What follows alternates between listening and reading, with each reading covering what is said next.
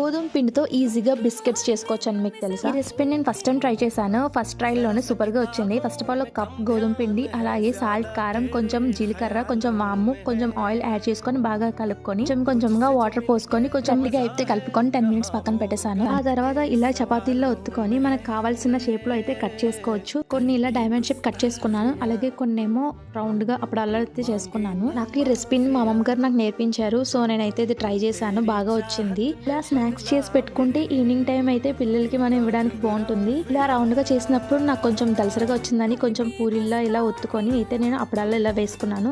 వేయించుకున్నప్పుడు లో ఫ్లేమ్ లో పెట్టుకొని మాత్రమే వేయించాలి, లేదంటే సరిగ్గా రావు. లో ఫ్లేమ్ లో పెట్టుకొని మనం వేయిస్తే మనకి ఇలా క్రిస్పీగా అయితే వస్తాయి. ఇవి చాలా టేస్టీగా హెల్దీ స్నాక్స్ అని చెప్తాను నేనైతే. బయట ఫుడ్ తిన్నాం కన్నా ఇలా ఇంట్లో చేసుకొని తింటే చాలా మంచిది. అలాగే పిల్లలకి కూడా ఇలాంటి బయట ఫుడ్ అలవాటు చేయకుండా ఇలా ఇంట్లో చేసిన స్నాక్స్ ఇస్తే మంచిది. నచ్చితే లైక్ చేయండి అండ్ సబ్స్క్రైబ్ చేయండి మర్చిపోకండి.